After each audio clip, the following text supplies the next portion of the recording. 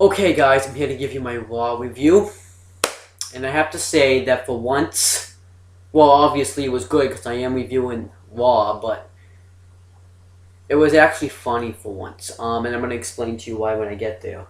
So, okay, I obviously can't have my phone plugged in right now. So it kicks off Raw with John Cena coming out and cutting a promo. Um, for once, it was actually, in my opinion, he was actually funny. Because he said some things and I didn't write them down, but I should start doing that. That actually made me laugh. The first thing he said was that made me laugh was Antonio Cesaro had big nipples, and he goes on like this conversation how his nipples were big. He hasn't. He also says that he's gonna take AJ out to In and Out on a date, and he says you can just tweet me or and text me because that's what all the kids these days are doing. There's something else that he said that was funny. He said something about the Divas. I didn't really. He kind of rambled about that, but then he kind of gets into the Punk match and how he should accept the match with Punk, and he does accept the match with Punk. Well, he doesn't. Punk doesn't accept the match, but that's pretty much all. And he also points out that he has he's not in a sling anymore, but he's like, I can't really describe what he's in, but if you've seen it, whatever. Then Ryback comes out. And he has a match with Epico and Primo. It was a squash match, but I'm starting to like Ryback now, so I'm fine with that. And I do like and then the commentary was JBL, Michael Cole, and Jim Ross tonight. It's a good commentary. And, at least Michael Cole, JBL put over, it's like it put, at least kind of put over, Epico and Primo as strong opponents by saying, these aren't just guys that they get off, like the guys that they have been getting off from the from like the fans and stuff. These are former tag team champions, so he kind of put them over, which was a good thing. So then Ryback ends up winning the match by double shell shocked. Next, Brodus Clay versus R-Truth. The commentary made it funny. They didn't even. So that's the reason why I'm gonna cover this. This was shit. He's not gonna have a match just because Little Jimmy's going through puberty. What does that have to do with R-Truth? And Little Jimmy, it's fun. It's fun having an imaginary friend, but this is just ruined R-Truth. R-Truth could have been WWE champion. Well, maybe not WWE champion, but we don't know, right? But they decided to bring in Little Jimmy, which I have his T-shirt. And look, Little Jimmy's not real. How the hell can he dance? But I did think it was funny when Jim Ross was like, "Let me adjust my glasses. I'm having trouble seeing Little Jimmy." So that was kind of funny. Then Vince McMahon comes out and gives his state of the WWE address. But he never gets to make it. He just says, we want to see the best of the best going toe-to-toe. And then CM Punk comes out and he has a new T-shirt that says yellow, and I think it still says best in the world. CM Punk says that when you talk about best in the world, you should be talking about me. It's pretty much saying that he's insulting him without actually insulting him. He talks about that a year ago I said I was... Vince McMahon says he's not a CM Punk guy. Vince McMahon says last year I said I'm just a spoke on the wheel, but this year I'm the whole wheel. Hold on 1 second. Gotta text my friend. Your house and your house. And I don't know when. Okay, so I lost my train of thought. That wasn't legit. I didn't really plan for Steve to text me. He really did text me, because I was texting him on the bus. But where was I? Oh, was that Punk saying that he's just a whole wheel? He makes the money. He was the reason why Vince is able to fill his jet. Then he pretty much says that there's been Andre, there's been Austin, and then when Punk said, kind of picked a bone in here, because that actually made me want to punch CM Punk in the face for saying this. When he said that he's better than Stone Cold, that I would fight everybody, and that I would do, and I would earn things in here. And then he's like, Stone Cold just cheated his way to the top, backed away from fights, which made me say, Punk, didn't you run away from Ryback last week? And Austin would not have run away from Ryback. Austin, like, that actually really picked a bone. Stone Cold Steve Austin is better than CM Punk. And we'll find out, because hopefully because it looks like the teasing that match between them at WrestleMania. It's probably not going to happen. But then eventually, Punk tells Vince that he's been slapping him in the face all his career. Then he slaps him in the face. Paul Heyman thinks he's gone too far. Vince McMahon says that he's going to fire CM Punk if he doesn't fight him in that ring tonight. Says, you may kick my ass, but you're going to earn some respect. So that was pretty cool. The next thing that happens, we get the Primetime Players versus Rey Mysterio and Sin Cara in the semifinals tag team tournament. Good match. It was really a good match. Nice back and forth tag team wrestling. The winners are Rey Mysterio, because Sin Cara gets up and does the high crossbody to Titus O'Neil. Darren Young does the gut buster to Sin Cara, but they do point out the fact that Rey Mysterio's the legal man. Hits the 619 on Darren Young in the splash, gets the win. So they're gonna advance to in the finals. By the way, like I said, this tag team tournament does bring prestige to the tag team championships. Suicide Dive Wrestling thinks it's just a bunch of thrown together tag teams. Hold on. I'm gonna write O as soon as it pops up. It's not gonna pop up. My phone broke.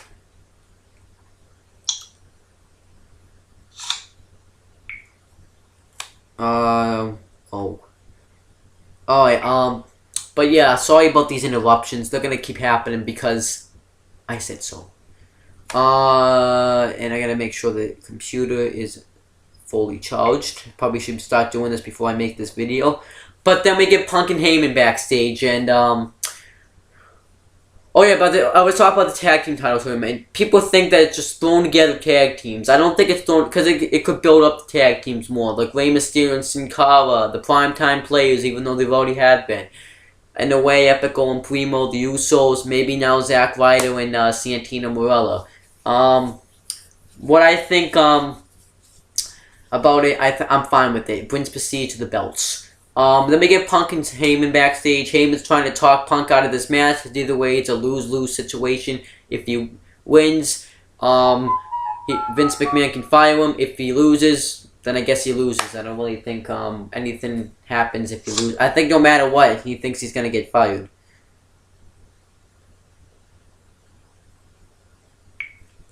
Whoa, I just found out some either good news. But I don't know where, that one of the man Omit is, so that's pretty sad because, but want to make sure it's not anywhere out of Massachusetts. I'll tell you why later. But then we get Wade Barrett versus Sheamus. Good commentary in this match. It was a pretty good match. We got a good amount of time. It ends up because Tensai comes out and was like, what does Tensai have to do with this? But then they do mention, well, actually, we knew that he bro kicked him, but I don't really think Tensai needed to be out there.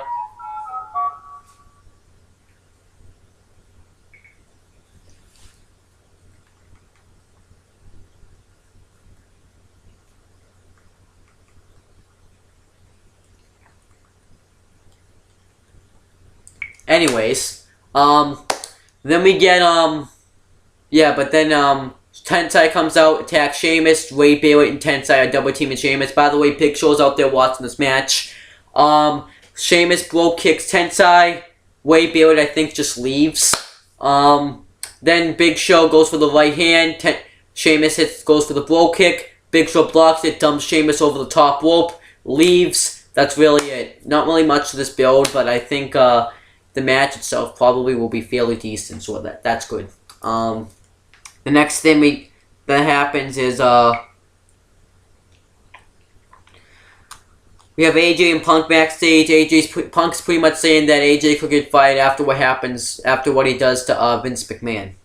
Then we get Tyson Kidd versus Antonio Cesaro.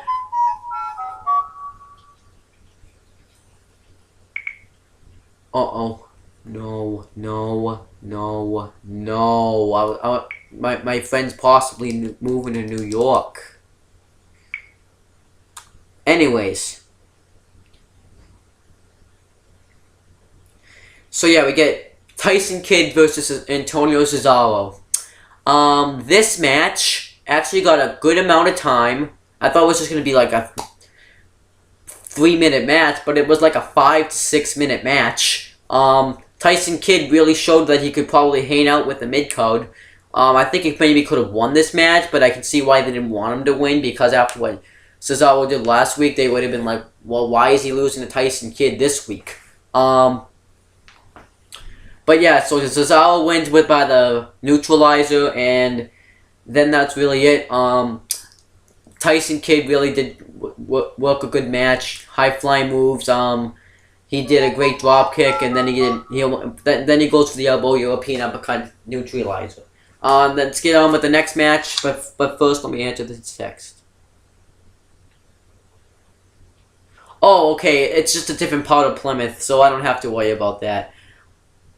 Thank goodness. So never mind. I probably just made myself look like an idiot on YouTube, by the way. But then we get Dolph Ziggler and Alberto Del Rio versus Team Hell No. That was a good tag team match. We get double kicks to the head. It really got a good amount of time. We got a lot of double team moves. But I should mention when Kane went to do this, Bryan stopped him when they argued with the tag team that they're the tag team champions before the match. Then eventually the match ends, and Bryan then Kane gets the hot tag. Then Bryan gets tags himself in, takes out what's his face, Dolph, goes for the no lock, misses. I think Kane tags himself in, then hits the choke slam on Dolph Ziggler for the win. So good match. Good tag team match. I really like what they're doing with the tag team championship so far. That actually could have been a good tag team championship match, by the way. Then we get JR and Vince McMahon backstage. Jim Ross is trying to talk Vince McMahon out of this match, but then he's like, nope, I'm going to do this match. So then he has him do commentary. He's like, McMahon, he's being punked like a government mule. He pretty much says all this stuff except for Austin, but except it's McMahon this time. Then we get Jerry King live with The Miz. This was okay. Wasn't the greatest thing ever. He pretty much introduces Miz, and he just changes the guest, puts Kofi in. Then Miz is upset, says that he has Miller main event matches. He's gonna get he said that he's gonna get he's pretty much probably like crushing, what's it called, flirting with his wife Sean. Sean throws water in his face. Kofi Kingston attacks him, throws him off the stage, goes off the stage, and it looks like Kofi Kingston and Miz are going to have a feud for the Intercontinental Championship. I'm fine with that. Now I guess Kofi's going to go back to a single career. Now we get Zack Ryder and Santino Marella versus Rhodes Scholars semifinals match for the tag team tournament. I don't really think I need to say anything because it's obvious who won. Cody Rhodes Scholars, Beautiful Disaster, 1, 2, 3. So yeah, that's pretty much all I have to say about that. But I will say that Cody Rhodes and Rhodes Scholars will be facing Rey Mysterio and Sin Cara next Monday on Raw, so that should be good. Then we got Vince McMahon and Paul Heyman backstage. He pretty much says that you don't want your career to end against Punk. Just like Brock Lesnar ended Triple H's career, and then then that was really it. Then we get Eve Torres going to a match backstage to face Caitlyn for the Divas Championship. We get the match, Eve Torres defending the Divas Championship against Caitlyn. Match was okay. I really knew what was going to happen. Layla was doing commentary. Eve Torres wins by making her tap out. I don't know what the submission hold was. She doesn't let go. Later comes in. Eve's like, oh, is she okay? And like, we obviously know that you attack Caitlyn and you will just show that you were a heel. And then you're like, is she okay after you wouldn't let go of the hold? So then Alberto Rio is going to respond to a tweet by Randy Orton saying that he's there. He doesn't really respond to it. Then we get Larry King and Shawn backstage. And Brian comes up and asks, how did you react when people called you an owl? He's like, I just accepted. I accepted the fact that I was an owl. But Brian says that he's not a gold face. Kane comes up and argues with them. Then he says you just made Larry King leave. And then Kane's like, Larry King? I thought that was Skeletor, so I thought that was pretty funny. I also should mention that Michael Cole botched and said that Kane and Dolph are working great as a tag team. And then he's like, Kane and Dolph, you should go backstage. So JBL really pointed that out right there. Then we get the next. I think this is the main event. Yeah, we get Punk and Heyman backstage again. Heyman said, hey, wait, if you beat the hell out of Mr. McMahon, he won't be able to fire you. But then we get Vince McMahon versus CM Punk. Oh my gosh, match never starts, but this was just awesome.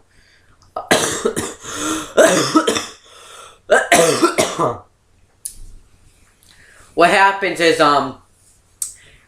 Punk attacks Vince from behind. You think it's just going to be the old, this guy attacks this guy. Punk goes for the go to sleep on the commentary table. Vince counters, throws Punk into the post, attacks Punk, throws him over the announcer's table, grabs the mic and says that Punk's going to learn some respect, attacks Punk with the microphone on the announcer's table, grabs a kendo stick, Punk gets away, he has Heyman give him his belt, Vince comes and punches Heyman, and gets the belt, saying if you want it, you gotta get it. Punk comes in, grabs a kendo stick, they both have kendo stick wars, Punk low blows Vince, goes for the go to sleep, Ryback comes out, Punk gets away, Cena throws Punk in the ring, clothesline, Ryback goes for the shell shock, Punk escapes through the crowd, and I guess he hit some fans, which was maybe either an accident or on purpose, I don't know, but if it was an accident, accidents happen, if it was on purpose, I don't really know because we don't know what the fans did, because I heard that Chris Jericho punched a fan because a fan punched him, so we don't really know what happened with that. Once I hear more about that situation, maybe I'll cover it more.